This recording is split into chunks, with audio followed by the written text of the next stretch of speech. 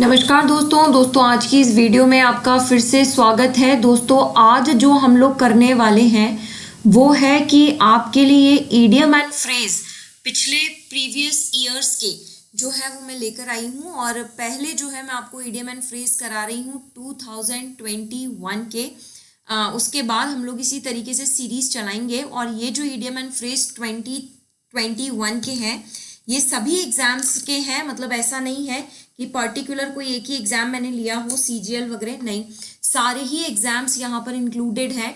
यानी कि 2021 में पूछे गए सभी एग्जाम्स के प्री और मेंस दोनों के ही इडियम एंड फ्रेज की जो सीरीज है वो मैं चला रही हूँ।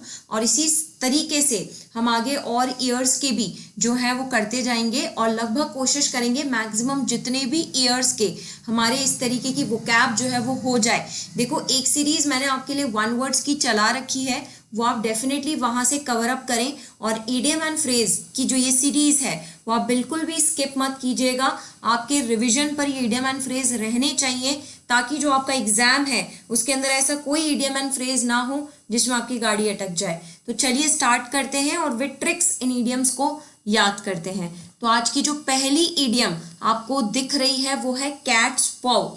देखो पाव का क्या मतलब होता है, पाव का मतलब होता है पंजा। और ये किसके पंजे की बात कर रहा है, कैट के पंजे की। नाउ ये इडियम कैसे आई है, तो ये इडियम कुछ ऐसी है कि ये एक बहुत पुरानी स्टोरी है, इसके पीछे माइथोलॉजी है। वो माइथोलॉजी क्या कहती है कि जो मंकी थे ना, मंकी यानी कि जो बंदर थे, वो ये कहते थे, एक फेबल स्टोरी है यानी जानवरों से रिलेटेड ये कहानी है। और वो कहानी कहती है कि जो मंकी थे ना वो अपना काम खुद नहीं करते थे, वो काम किससे कराते थे, कैट से। तो मंकी ने कैट को कहा कि जाओ और मेरे लिए ये सामान लेकर आओ, यानी कि ये रोटी है ये लेकर आओ। और ये जो मंकी ने कैट को रोटी लाने के लिए कहा तो ये रोटी जहां रखी थी वहां से लाने के लिए इस कैट को है ना फायर पर यानी आग पर से चलकर जाना पड़ा। और जब ये कैट इस आग पर से जलकर मतलब चलकर गई तो इस कैट के जो पंजे थे यानी जो पाँव था वो क्या हो गया, जल गया। लेकिन फिर भी जो ये कैट है ये इस मंकी के लिए क्या लेकर आई, पाव जलने के बाद भी ये कैट इस मंकी के लिए जो रोटी थी वो लेकर के आई। ठीक है, तो यानी कि कैट के पाव जलने के बाद भी इस कैट ने मंकी का काम किया। तो इडियम का मतलब यही होता है, जब आप एक व्यक्ति को क्या बनाकर, टूल बनाकर, है ना, मतलब एक व्यक्ति जब दूसरे व्यक्ति को टूल बनाकर उससे काम करवाए तो वो वहां से इडियम ओरिजिनेट होती है कि a person used as a tool by another. यानी जो सामने वाला व्यक्ति वो आपको एक टूल की तरह जो है ना वो काम लिए जा रहा है और आप उसका जो काम है वो एक टूल की तरह करे जा रहे हो। तो इस इडियम को आप याद रखेंगे, कैट के पंजे का इस्तेमाल किसने किया, मंकी ने, खुद का काम करवाने के लिए, जिसकी वजह से कैट का पंजा जल गया। यानी वो इंसान सामने वाले को दुख भी दे रहा है बट स्टिल वो खुद का काम करवाया जा रहा है। तो a person used as a tool by another. उम्मीद है ये इडियम आपको याद हुई होगी। आगे बढ़ते हैं। इन द लाइमलाइट, हमेशा लाइमलाइट में रहना, यानी कि क्या रहना, अट्रैक्शन में रहना, यानी कि सेंटर ऑफ अट्रैक्शन में रहना। और इस सेंटर ऑफ अट्रैक्शन को आपने वन वर्ड के अंदर भी एक वर्ड से पढ़ा है, आप मुझे कमेंट बॉक्स में डेफिनेटली कमेंट करें कि इसको हम कहते हैं साइनोश्योर, है ना, यानी कि सेंटर ऑफ अट्रैक्शन। तो लाइमलाइट में रहने का क्या मतलब होता है, सेंटर ऑफ अट्रैक्शन, यानी आप किसके अंदर हैं, सेंटर ऑफ अट्रैक्शन के अंदर हैं। चलिए आगे बढ़ते हैं। इन द सेम ब्रेथ, देखो इस इडियम को कैसे याद रखेंगे, एक ही सांस में बोल दिया है। क्या बोल दिया है, जैसे मान लो सामने वाले ने मुझसे पूछा या मम्मी ने मुझसे पूछा, बेटा आज चलोगे पार्टी में, मैंने कहा हाँ, फिर मैंने अचानक ना ना ना, यानी एक ही सांस में मैं हाँ भी बोल रही हूँ ना भी बोल रही हूँ। अब मम्मा क्या है, कंफ्यूज है, भाई तू हाँ बोल रही है या ना बोल रही है, एक बार में बोलना। यानी कि आप दो कॉन्ट्राडिक्टरी जो थिंग्स है वो एक ही बार में बोल रहे हो, सामने वाले को क्या कर रहे हो, कंफ्यूज कर रहे हो, वो समझ ही नहीं पा रहा हाँ है कि ना है। तो कई बार घर वाले बोलते हैं ना, यार एक ही बार में जवाब दे देना, चलना है कि नहीं चलना है। यानी आप इसे कैसे याद रखेंगे, सेम ब्रेथ, यानी एक ही सांस में आपने क्या बोल दी, दो कॉन्ट्रोडिक्टरी थिंग्स बोल दी, हाँ भी बोल दिया और ना भी बोल दिया। तो सामने वाला क्या हो गया, कंफ्यूज हो गया। तो to say two contradictory things at the same time, इसका क्या मतलब होता है, सेम ही ब्रेथ पे रहना या सेम ब्रेथ में, यानी एक ही सांस में सब बोल देना।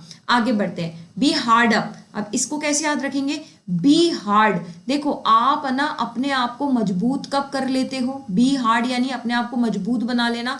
आप अपने आप को मजबूत तब बना लेते हो जब आपके पास है ना बहुत कम पैसे बचते हैं। तो जब हमें कम गूदड़ी में गुजारा करना पड़ता है, यानी लिटिल मनी में हमें सरवाइव करना पड़ता है ना, यानी गुजारा करना पड़ता है, तो देखा हम कई चीजों में क्या सीख जाते हैं, कॉम्प्रोमाइज करना सीख जाते हैं। अपने आप को क्या बना लेते हैं, हार्ड बना लेते हैं, मजबूत बना लेते हैं कि नहीं नहीं अभी ये नहीं लेके आएंगे, नहीं नहीं अभी मुझे कोई ड्रेस नहीं चाहिए, जो है मैं उसमें काम चला लूंगी।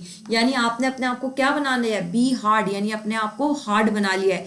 क्यों, क्योंकि आपके पास क्या है, वेरी लिटिल मनी, आपके पास पैसे बहुत कम रह गए हैं, तो आपने उस थोड़े से पैसों में गुजारा करना सीख लिया है, यानी आपने अपने आप को क्या बना लिया है, हार्ड बना लिया है। चलिए आगे बढ़ते हैं। ऑन द वेन, देखो वेन का मतलब ही क्या होता है, किसी भी चीज में क्या आना, कमी आना। अब कमी को ही आप डिक्लाइन भी बोलते हो और इस कमी को ही आप डिमिनिश भी बोलते हो। यानी जब मेरे पास था तब बहुत था, लेकिन अब मैं क्या हूं, डिक्लाइन पर हूं, यानी अभी मेरे पास चीजों की क्या हो गई है, कमी हो गई है।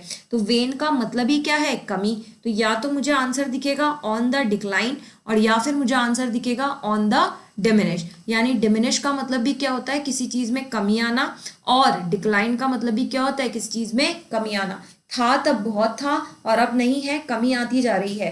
तो ऑन द वेन बोलूं या ऑन द डिक्लाइन बोलूं, one and the same thing. आगे बढ़ते हैं। अ लॉन्ग शॉट, देखो आपने है ना शॉट मारा है, लेकिन ये शॉट आपने कहाँ मारा है, दूर से मारा है। लॉन्ग, दूर, दूर से क्या मारा है, शॉट मारा है। तो अगर आपने दूर से शॉट मारा है तो आप मुझे बताओ ना, उस शॉट का निशाने पे लगने के चांसेस ज्यादा हैं या कम है, कम है ना। यानी आपके पास लिटिल चांस है काई का, सक्सेस का। अब ये लिटिल चांस क्यों है सक्सेस का, कैसे याद रखोगे, क्योंकि आपने शॉट ही बहुत दूर से मारा था, है ना। तो लॉन्ग यानी कि दूर से क्या मार रहा है सामने वाला इंसान, शॉट। तो शॉट जो लॉन्ग यानी कि दूर से मारा गया है उसमें चांस बहुत कम होते हैं, काई के, सक्सेस के। तो सक्सेस के चांस कब कम होते हैं, जब हम शॉट ही बहुत दूर से मारते हैं। तो याद होगी आपको, लॉन्ग यानी कि दूर से शॉट मारा गया है, यानी कि बहुत कम चांस है किसके, सक्सेस के। टू टेक आफ्टर, देखो टेक यानी लेना, बाद में, मेरे बाद में जो मेरी जगह लेगा। देखो अपन ने है ना पढ़ा है ना कई बार कि जब है ना किसी की डेथ हो जाती है तो देखा उन 12 दिनों में पगड़ी का दस्तूर होता है, तो बोलते हैं बेटा बाप की जगह लेता है। बेटा बाप की जगह क्यों लेता है, क्योंकि बेटा बाप की जगह जानता है, उसे पता है हमारे घर में सब कुछ क्या क्या क्या होता है। यानी कि जो पिता है वो मतलब जो बेटा है वो पिता को क्या करता है, रिजेंबल करता है कि नहीं करता है। वो बेटा अपने पिता की ही शेडो है, वो उन्हीं को ही रिजेंबल करता है, वो अपने पिता की सारी मजबूरियां या उनका रहन सहन सब कुछ जानता है, इसीलिए वही पिता की जगह ले सकता है। तो वैसे ही मेरे बाद मेरी जगह कौन ले सकता है, जो मुझे रिजेंबल करता है, जो मेरे जैसा इस गाड़ी को चलाए, वही मेरी जगह ले सकता है। यानी कि to be similar in appearance, यानी कि जो मेरे जैसा अपीयरेंस में होगा, जो मुझे क्या करेगा, रिजेंबल करेगा, वही क्या ले सकता है, मेरी जगह ले सकता है। तो टू टेक आफ्टर यानी किसी के बाद अगर आपने उसकी जगह ली है तो उसके जैसा दिखना बहुत जरूरी है, तो उसके सिमिलर अपीयरेंस होना या उसको रिजेंबल करना बहुत जरूरी है। तो या तो आंसर रिजेंबल मिल सकता है या फिर आंसर क्या मिल सकता है, to be similar in appearance. तो इसको क्या बोलेंगे, टेक आफ्टर, यानी मेरे बाद में किसी चीज को लेना, और मेरे बाद में ले रहे हो इसका मतलब आप मुझे क्या कर रहे हो, रिजेंबल कर रहे हो। चलिए आगे बढ़ते हैं। नेक्स्ट इडियम है फाउल प्ले। देखो इस इडियम को गेम्स से लिया गया है, लेकिन इसे जो रिलेट किया गया है वो एक ह्यूमन बीइंग से किया गया है। तो अगर आप किसी गेम में क्या करते हैं, किसी प्ले में अगर आप फाउल करते हैं तो इसका मतलब आपने वो गेम अच्छे से नहीं खेला है ना, यानी आपने उस गेम को कैसे खेला है, अनफेयरली तरीके से खेला है, तभी तो उस गेम में आपका क्या हो गया, फाउल हो गया। तो वैसे ही ये रिजेंबल करता है किसी इंसान के बिहेवियर को, कि अगर एक इंसान अपनी लाइफ में फाउल करे यानी कि वो क्या है, अनफेयर या फिर डिसऑनेस्ट है, यानी कि वो क्या है, बेईमान है। तो बेईमान इंसान ही अपनी लाइफ के गेम में क्या करता है, फाउल करता है। तो जैसे किसी प्ले में यानी किसी गेम में फाउल होते हैं ना, मतलब उसने अनफेयर तरीके से खेला है ना, तो वैसे ही एक इंसान भी अपनी रियल लाइफ में जब बेईमानी करता है तो अपनी रियल लाइफ के गेम में वो क्या कर रहा होता है, फाउल कर रहा होता है। तो बेईमानी करे या डिसऑनेस्ट तरीके से दिखाए तो वो अपनी लाइफ के गेम में फाउल, यानी आंसर नंबर बी, अनफेयर और dishonest behaviour of a human being in their real life, वही क्या कहलाता है, फाउल प्ले कहलाता है। आगे बढ़ते हैं। नेक्स्ट कह रहा है a here in the butter. देखो ये इडियम कुछ ऐसा लिया गया है या इसका सेंस जो है वो ये कहता है कि जो बटर है ना ये बहुत ही ज्यादा क्या होता है, स्मूथ होता है। तो जब ये बटर बहुत ज्यादा स्मूथ होता है ना तो इस बटर को कहीं पर भी अप्लाई करना है ना बहुत ज्यादा इजी होता है। क्यों होता है इजी? क्योंकि इस बटर क्या है, बहुत ज्यादा स्मूथ है। तो अगर मुझे ब्रेड पर बटर लगाना है तो क्योंकि ये बटर बहुत ज्यादा स्मूथ है तो बहुत आसानी से ये ब्रेड पर लग जाएगा। लेकिन अगर उस बटर पर क्या गिर जाए, एक बाल गिर जाए, अ हेयर गिर जाए, तो वो जो हेयर है वो मुझे उस बटर को लगाने में क्या पैदा करेगा, दिक्कत पैदा करेगा कि नहीं करेगा, है ना। यानी कि कहते हैं ना रुकावट, बीच में बाधा उत्पन्न करना। यानी कि मेरे लिए अब उस बटर को लगाना, कौन से बटर को, जिसमें हेयर है, उस बटर को लगाना क्या हो जाएगी, एक चैलेंजिंग सिचुएशन। क्यों हो जाएगी चैलेंजिंग? क्योंकि अब उस बटर को लगाने के साथ साथ मुझे इस हेयर से भी तो डील करना है। यानी कि इस हेयर को भी साइड में हटाना है और फिर भी ये बटर कैसे लग जाना चाहिए, स्मूथली तरीके से लग जाना चाहिए।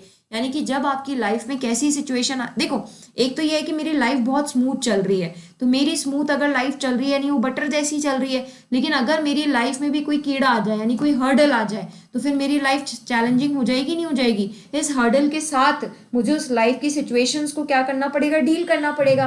तो ये हर्डल जो है वो मेरी लाइफ की सिचुएशन के लिए क्या बनता जा रहा है, चैलेंज बनता जा रहा है। तो वैसे ही वो बटर बिना हेयर के जब आप अप्लाई कर रहे थे तो वो चैलेंजिंग नहीं था, लेकिन जैसे ही हेयर लग गया अब वो बटर अप्लाई करना क्या हो गया, चैलेंजिंग हो गया। तो हेयर जैसे बटर के अंदर चैलेंजिंग पैदा कर रहा है, वैसे ही आपकी लाइफ में भी कोई ना कोई हर्डल ऐसा होता है जो आपकी सिचुएशन को क्या बना देता है, चैलेंजिंग सिचुएशन बना देता है। आगे बढ़ते हैं। Cool as a cucumber. देखो यहाँ पर है ना किसी व्यक्ति की कूलनेस को कुकुम्बर से कंपेयर किया। जैसे कुकुम्बर होता है ना, आंखों पे लगा लिया जाता है अगर कुकुम्बर का टुकड़ा, तो देखा आपको बहुत ज्यादा है ना कूल यानी कि ठंडा रखता है वो, है ना, आपके अंदर क्या लाता है, शीतलता लाता है। तो शीतलता के लिए हम कहते हैं कामनेस। तो वैसे ही जैसे कुकुम्बर कामनेस होता है, वैसे ही जो काम और कंपोज्ड इंसान होते हैं, बहुत शांत टाइप के व्यक्ति होते हैं, वो किसकी तरह होते हैं, कुकुम्बर की तरह होते हैं। तो जैसे मान लो अगर कोई भड़क रहा है, गुस्सा कर रहा है, तो आपने उसे कहा cool as a cucumber. Cool as a cucumber यानी कुकुम्बर की तरह शांत रहो, कंपोज रहो। तो बहुत शांत और शालीनता वाले जो इंसान होते हैं, तो ये शालीनता, शालीनता को शो करने के लिए यहाँ पर वर्ड क्या यूज किया गया है, शालीन, शालीनता। क्या हो रहा है भाई, गड़बड़ क्यों कर रहा है? तो शालीनता को शो करने के लिए यहाँ पर हम वर्ड किसको कंपेयर कर रहे हैं, कुकुम्बर को। ठीक है, तो जैसे कुकुम्बर कूल होता है वैसे ही आप सामने वाले को क्या कह रहे हो, काम एंड कंपोज रहो, कूल एज अ कुकुम्बर। आगे बढ़ते हैं। ये बोल रहा है money does not grow on trees. आपने कई बार कहावत घर वालों से सुनी होगी, भाई पैसे पेड़ पर नहीं लगते हैं। तो पैसे पेड़ पर नहीं लगते हैं मतलब पैसे कमाना इतना आसान नहीं है। यानी money is hard earned and limited. एक तो इसे कमाना भी आसान नहीं है, प्लस ये क्या है, लिमिटेड है। मतलब ऐसा नहीं है इसकी खान नहीं है कि निकले जाएंगे निकले जाएंगे निकले जाएंगे, नहीं। जैसे पेड़ से पत्ते क्या होते हैं, निकलते ही जाते हैं ना, अगर खराब होकर टूट के नीचे गिर भी गए तो भी दोबारा नए आ जाते हैं। और पेड़ के पर जो पत्ते हैं उसके लिए आपको ज्यादा मेहनत नहीं करनी पड़ती ना, एक बार बस पेड़ लग गया वो पत्ते तो अपने आप आते जाएंगे। पर मनी के साथ ऐसा नहीं है ना, ऐसा थोड़ी ना एक कंपनी खोल दी अब काम नहीं कर रहे तो पैसे आए जाएंगे, नहीं। मनी तो भैया कमाना ही पड़ता है, और वो भी कैसा है, लिमिटेड है, यानी एक वक्त बाद खत्म भी हो जाएगा। तो जैसे पेड़ पर पैसे नहीं लगते वैसे ही मनी बहुत हार्ड है अर्न करना, प्लस लिमिटेड क्वांटिटी में या लिमिटेड अमाउंट में ये मनी हमें मिला है जिसे हमें बहुत सहजता से चलाना है। आगे बढ़ते हैं। क्या कह रहा है, लाई लो। देखो लाई का मतलब है रहना, कैसे रहना, लो रहना। अब ये जो ईडियम है ना ये कैसे ली गई है, ये ईडियम एक्चुअली रिप्रेजेंट करती है एक हंटर को, एक शिकारी है जो अपना शिकार यानी अपने प्रे का शिकार करने निकला है। तो अपने प्रे को वो दिखे ना, क्योंकि अगर शिकार को शिकारी दिख गया तो फिर वो शिकार तो भाग जाएगा। तो प्रे से छुपने के लिए जो शिकार होता है ना, हंटर जो होता है वो नीचे लाई कर जाते हैं, लाई लो यानी नीचे छुप जाते हैं ताकि दिखे ना। तो यानी कि आप किसी चीज को देखना नहीं चाह रहे हो, यानी कि try not to be noticed. आप ये चाह रहे हो कि कोई मुझे देखे ना, कोई मुझे नोटिस ना करे, क्योंकि कोई आपको नोटिस ना करे, इसके लिए आपने अपने आप को क्या कर लिया है, लाई लो कर लिया है। अब ये इडियम मैम रियल लाइफ में कैसे है, तो ये ऐसा है कि आप अपने आप को इतना पैसा वैसा इतनी शान शौकत होने के बावजूद भी आप अपनी लाइफस्टाइल कैसी रखते हो, लो रखते हो, ताकि आप लोगों की नजर में ना आओ। तो ये इडियम हंटर से ली गई है कि जो हंटर है वो अपने प्रे से बचने के लिए, क्योंकि अगर शिकार ने शिकारी को देख लिया तो भाग जाएगा, तो अपने प्रे से बचने के लिए या प्रे उसे नोटिस ना करे, इसके लिए वो अपने आप को क्या रखता है, लो लो रखता है। ठीक है, फिर आगे बढ़ते हैं। टू फाइट शाई ऑफ, देखो टू फाइट शाई ऑफ का ये जो इडियम है ये कैसे ली है, आप फाइट कर रहे हो, किससे फाइट कर रहे हो, आप एक्चुअली फाइट कर रहे हो क्योंकि आप सामने वाले को क्या करना चाह रहे थे, अवॉइड। अब ये सामने वाले को अवॉइड करने के लिए, अब आप उससे लड़ नहीं रहे हो, आप कैसे अवॉइड कर रहे हो, अपनी शाइनेस दिखाकर, यानी you are fighting to avoid that person, and in order to avoid that person you are becoming what, shy. तो यानी कि शाइनेस शो करके आप सामने वाले व्यक्ति को अवॉइड कर रहे हो, और इस तरीके से आप अपनी सिचुएशन से क्या कर पा रहे हो, फाइट। तो टू फाइट शाई ऑफ का मतलब शाइनेस से फाइट नहीं कर रहे हो, आप अपनी शाइनेस दिखा करके उस सिचुएशन से फाइट कर रहे हो, ताकि आप उस पर्सन को क्या कर पाए, अवॉइड कर पाए। आप उस पर्सन को देखना नहीं चाह रहे, या उस कोई सिचुएशन है मान लो आप उसे भी अवॉइड कर रहे हो, है ना, तो चाहे सिचुएशन हो चाहे पर्सन हो, तो अगर आप उस सिचुएशन को अवॉइड करना चाह रहे हैं तो सिचुएशन को अवॉइड करने के लिए आप क्या शो कर रहे हैं, शाइनेस, और इस तरीके से आप उस सिचुएशन से क्या कर रहे हैं, फाइट कर रहे हैं। तो इस तरीके से आप इस इडियम को याद रखेंगे।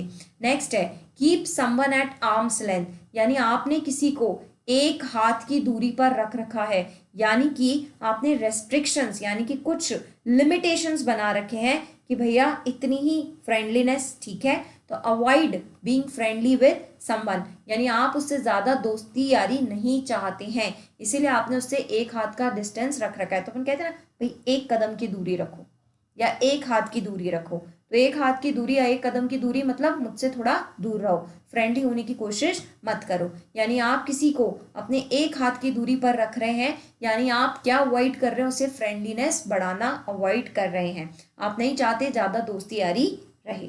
आगे बढ़ते हैं, स्टोन्स थ्रो, देखो अभी हमने एक इडियम कही थी जब मैंने आपको कहा था लॉन्ग शॉट, है ना, तब मैंने आपको बोला था अगर आपने अपना शॉट लॉन्ग मारा है यानी दूर से मारा है, तो दूर से अगर आपने अपना शॉट मारा है तो सक्सेस के चांसेस कम है, ये पढ़ी थी अभी हमने इडियम।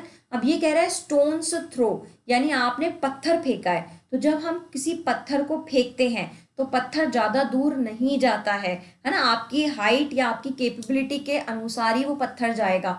तो आपने अगर पत्थर कहीं फेंका है, मान लीजिए आप हैं और आपने ये स्टोन फेंका है, तो स्टोन का एक ज़्यादा दूर का दायरा नहीं है, इसी दायरे में ही ये स्टोन जाएगा, यानी ज़्यादा हाई डिस्टेंस पर आपकी क्षमता ही नहीं है इतनी दूर फेंकने की, तो है ना, आप कोई वो थोड़ी ना है कि प्लेयर थोड़ी ना है कि आपने ना दूर फेंकने में है ना इस गेम में पार्टिसिपेट कर रखा है, नहीं, एक स्टोन को एक पत्थर को आप कैसे मारते हैं, शॉर्ट डिस्टेंस पर ही मारते हैं, यानी किसी भी चीज़ की शॉर्ट डिस्टेंस छोटी डिस्टेंस को हम क्या कहते हैं, स्टोन्स थ्रो। अरे ये तो इतनी पास में ही गिरा है, जैसे एक पत्थर गिरा है ना, बस उतनी सी दूरी है, उसका घर ज़्यादा दूर नहीं है। तो जैसे कभी कभी हम चलते चलते थक जाते हैं तो क्या बोलते हैं भाई, बड़े लोग आपको यही तो बोल के ले जाते हैं, अरे भाई ज़्यादा दूर नहीं है, बस पास में ही है, 2 कदम ही है, चलो चलो, तो ऐसे करते करते वो आपको ले जाते हैं। तो स्टोन्स थ्रो यानी पत्थर जो है वो ज़्यादा दूर नहीं गिरता है, तो वो है स्टोन्स थ्रो। लेकिन अगर आपने लॉन्ग शॉट मारा है, दूर से शॉट मारा है, तो लिटिल चांस है सक्सेस के। तो इन दोनों इडियम में आप कंफ्यूज नहीं होंगे, दोनों को अपने आप अलग तरीके से डील करेंगे। चलिए आगे बढ़ते हैं, डार्क हॉर्स। देखो डार्क हॉर्स जो है ना, यहाँ पर ये जो डार्क वर्ड है, ये डार्क वर्ड रिप्रेजेंट करता है ब्लैक हॉर्स को। अब जो हॉर्स है ना, इसके बेसिकली 2 कलर्स बताए गए हैं, one is what, white horse, and second one is what, dark horse, यानी कि ब्लैक हॉर्स। और ऐसे कहा गया है कि जो व्हाइट हॉर्स होते हैं ना, ये बहुत ज़्यादा कॉस्टली आते हैं। क्यों कॉस्टली आते हैं, क्योंकि जो व्हाइट हॉर्स होते हैं, ऐसे बोलते हैं कि जो व्हाइट हॉर्स है ये जब भागता है, रन करता है, तो इसके जीतने के चांसेस बहुत ज़्यादा हाई होते हैं, जबकि जो ब्लैक हॉर्स है वो इतना ज़्यादा कॉस्टली नहीं आता है, व्हाइट हॉर्स के कंपैरिजन में सस्ता आता है। क्यों, क्योंकि ऐसा कहा जाता है कि जब ये ब्लैक हॉर्स भागता है तो जो जीतने के चांसेस हैं ये थोड़े क्या होते हैं, कम होते हैं, क्योंकि भागता ही क्या है, धीरे भागता है ना, तो ये क्योंकि धीरे भागता है तो जीतने के चांसेस कम है, और क्योंकि व्हाइट हॉर्स तेज भागता है तो जीतने के चांसेस ज़्यादा हैं। तो वैसे ही आप इसे ऐसे सिचुएशन को समझें कि हॉर्स की रेस हो रही है जिसमें ब्लैक और व्हाइट हॉर्स दोनों ही भाग रहे हैं, तो आप सबकी निगाहें तो व्हाइट हॉर्स पर होगी क्योंकि आपको लगेगा कि व्हाइट हॉर्स जीतेगा। लेकिन अचानक से कोई ब्लैक हॉर्स आया पीछे से और वो बिना सोचे समझे, आपकी बिल्कुल प्रेडिक्शंस नहीं थी, और ये ब्लैक हॉर्स फटाफट से भागकर आया और जीत गया। यानी कि कोई आपके ऐसे कॉम्पिटिटर जो आपको लगा नहीं था कि ये जीत जाएगा, लेकिन अनएक्सपेक्टेडली उसका रिजल्ट आया और वो जीत गया। यानी एक आपका ऐसा विनर जो अनएक्सपेक्टेड था। या फिर इसका एक ये आंसर भी हो सकता है कि आपका एक अनएक्सपेक्टेड क्या है, कॉम्पिटिटर है। यानी कि वो आपके साथ दिन रात रहता है, लेकिन फिर भी आपको बिल्कुल उम्मीद नहीं थी कि ये जीत जाएगा। तो हिंदी में इस कहावत को कहते हैं छुपा रुस्तम।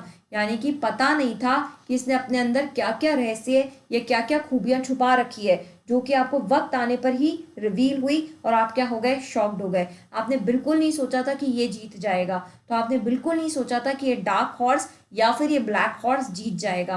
तो ऐसा एक अनएक्सपेक्टेड विनर जिसकी बिल्कुल उम्मीद नहीं थी जीतने की और वो जीत गया। और वो अनएक्सपेक्टेड विनर क्या कहलाता है, वो कहलाता है उस गेम का डार्क हॉर्स या फिर ब्लैक हॉर्स। चलिए आगे बढ़ते हैं। नेक्स्ट कह रहा है टू होल्ड वाटर। अब ये ईडियम कैसे आई है, इस ईडियम को ऐसे याद रखें, जैसे मान ले कोई पॉट है, वो पॉट किसके लिए जाना जाएगा, पानी को होल्ड करने के लिए। भाई इसी के लिए तो वो पॉट बनाया गया है। तो अगर मान लीजिए कोई पॉट जो है वो वाटर को होल्ड कर पा रहा है, तो यानी कि रीजनेबल है ना वो पॉट आपके लिए लाना। क्यों रीजनेबल है, क्या, क्योंकि वो पॉट अच्छे से उस पानी को होल्ड कर पा रहा है, तो उसके जो पैसे आपने दिए वो भी वैलिड है। तो वैलिड पैसे और रीजनेबल पैसे हैं इस पॉट के, क्योंकि अच्छे से पानी को होल्ड कर पा रहा है। वैसे ही इस ईडियम को कैसे रिलेट किया है, ऐसे रीजंस जो आप मुझे दे रहे हैं वो कैसे हैं, वैलिड हैं और रीजनेबल हैं। मतलब हाँ, मैं बिल्कुल आपके रीजंस से सहमत हूँ, क्योंकि आपने जो मुझे तर्क दिए हैं वो बिल्कुल इस बात से एग्री करते हैं। तो whenever you give someone a valid और रीजनेबल रीजंस, तो उसके लिए हम क्या कहते हैं, हाँ आपने पानी पर पकड़ कर रखी है। यानी this pot is holding what, water. यानी कि ये जो पॉट है बिल्कुल अच्छे से बनाया गया है। यानी ये जो रीजंस हैं ये बिल्कुल अच्छे से बनाए गए हैं, वैलिड रीजंस बनाए गए हैं, माननीय रीजंस हैं, और ये रीजंस जो हैं वो सबको मानने पड़ेंगे। तो वैलिड रीजंस के लिए या रीजनेबल रीजंस के लिए हम इस ईडियम को बोलते हैं जो क्या है, होल्ड वाटर। आगे बढ़ते हैं। प्ले विथ फायर, आग से खेलना मजाक लगा रखा है क्या, तो प्ले विथ फायर, अगर आप आग से खेल रहे हैं यानी कि मजबूरी ऐसी है कि आप कुछ ऐसा काम कर रहे हैं जो बहुत ही डेंजरस है, यानी खतरनाक काम को करने के लिए, टू डू समथिंग डेंजरस। इसलिए कहते हैं ना आग से मत खेलो भाई, तो डोंट प्ले विथ फायर, यानी कि डेंजरस चीजों से मत खेलो। ठीक है, अभी हमने फायर से मैंने रिलेटेड आपको एक ईडियम और कराई थी, कैट्स पॉ, याद है आपको, कैट्स पॉ यानी कैट के पंजे। कैसे याद रखोगे, मंकी की स्टोरी, मंकी ने कैट को भेजा रोटी लाने के लिए, जिससे कैट के पैर जल गए। यानी कि आप अपने काम के लिए सामने वाले का फायदा उठा रहे हैं, याद आ गई आपको। तो वैसे ही ईडियम है प्ले विथ फायर, आग से खेल रहे हो, यानी आप कैसे काम कर रहे हो, you are doing something dangerous. आगे बढ़ते हैं। नेक्स्ट बोल रहा है केक वॉक। देखो इस ईडियम को केक वॉक भी कहते हैं, और यही idiom a piece of cake भी आती है। और मैं ये दोनों ही आपको इंटर रिलेटेड है, सेम ईडियम है, इसलिए एक साथ याद कराऊंगी। देखो आप कैसे याद रखेंगे कि अगर है ना आप एक छोटे बच्चे के साथ एक बर्थडे पार्टी में गए हैं, तो छोटे बच्चे को जैसे ही केक दिखेगा ना तो उसको क्रेविंग होगी, वो जिद करेगा मुझे केक चाहिए, मुझे केक चाहिए, मुझे केक चाहिए। अब बताएं आप, अगर वो पूरा केक मांगेगा तो उसको मिलेगा क्या, नहीं मिलेगा ना, क्योंकि अगर पूरा केक मांगा तो फिर बाकी और क्या खाएंगे, है ना। लेकिन अगर उसने केक का एक पीस मांगा तो आसानी से दे देंगे, क्योंकि भाई एक टुकड़ा देने में क्या है, भाई छोटा बच्चा है रो रहा है दे दो, है ना। तो केक का अगर आप एक पीस मांगेंगे तो ये एक ऐसी चीज आप मांग रहे हैं जो समथिंग ईजी है, यानी आसानी से जो मिल जाए। और इस केक के पीस को लेने के लिए आपको वॉक करके जाना पड़ेगा। तो केक के पीस को पाने के लिए वॉक करके जाना, उसको कहते हैं केक वॉक, है ना। तो वो क्या कहलाएगा, समथिंग ईजी। तो ये इडियम क्या है, ऐसे टारगेट्स, ऐसी चीजें जो आपने लाइफ में बहुत इजीली अटेन की है, बहुत आसानी है इसको लेना या इसको ग्रैब करना, उसके लिए इडियम बोली जाती है केक वॉक। तो ये केक वॉक या पीस ऑफ केक दोनों साथ में याद रखें। केक का पीस लेने के लिए जाओगे तो बहुत इजी है, मिल जाएगा, लेकिन उसके लिए आपको वॉक करके जाना पड़ेगा। आगे बढ़ते हैं। नेक्स्ट क्या है, rank and file. Okay, one of the good idiom. ये इडियम अगेन मिलिट्री से ली गई है, और ये इडियम क्या कहती है कि जो मिलिट्री के ऑफिसर्स होते हैं ना, कौन?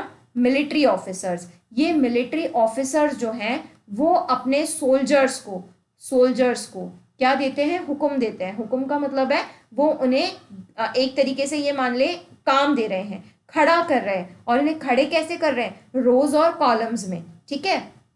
उनसे मार्च पास्ट या कुछ भी एक्सरसाइज कराने के लिए उन्हें खड़े कर रहे हैं। तो इस ईडियम में जो रो को डिपिक्ट करता है वो वर्ड है रैंक। रैंक का मतलब है रो। और जो कॉलम को डिपिक्ट करता है वो वर्ड है फाइल। यानी इस ईडियम के अंदर rank is for row and file is for column. तो ये जो वर्ड है ये क्या है? आप किसी को रैंक और कॉलम में क्यों खड़े कर रहे हो? क्योंकि वो आपके लिए क्या है? ऑर्डिनरी पीपल है। वो ऑर्डिनरी पीपल क्यों है? क्योंकि आप क्या हो? उनके बॉस हो।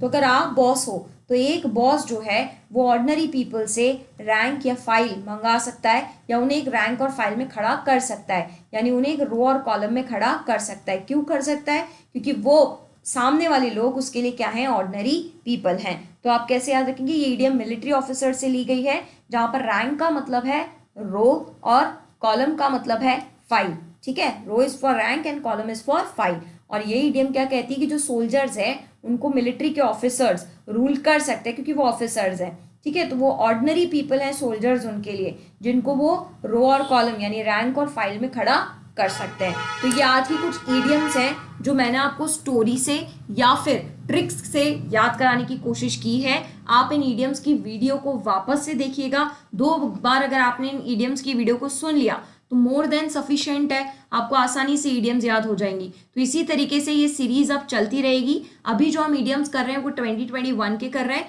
फिर आगे हम और ईयर्स के भी इस तरीके से ईडियम्स लेते रहेंगे। एंड ये सभी पेपर्स की ईडियम्स हैं जो मैंने ले लिए हैं, तो आपको कहीं और बाहर भटकने की जरूरत नहीं पड़ेगी। आपको सारे यहीं के यहीं मिल जाएंगे, है ना। ऐसा कोई पेपर नहीं है जो मैंने छोड़ा हो। सभी पेपर्स की ईडियम्स जो है वो 2021 की मैंने ले ली है। तो ऐसे ही साइमल्टेनियसली हमारे और भी आगे के ईयर्स चलते जाएंगे। तो उम्मीद है कि ये सेशन आपको अच्छा लगा होगा। मुझे कमेंट बॉक्स में ज़रूर बताएं कि आपको ये क्लास कैसी लगी, और अगर आपके सजेशंस हैं तो वो भी मुझे ज़रूर बताएं। आपके सजेशंस हमेशा से मेरे लिए वेलकम है। Thank you class. जय हिंद, जय भारत, राधे राधे।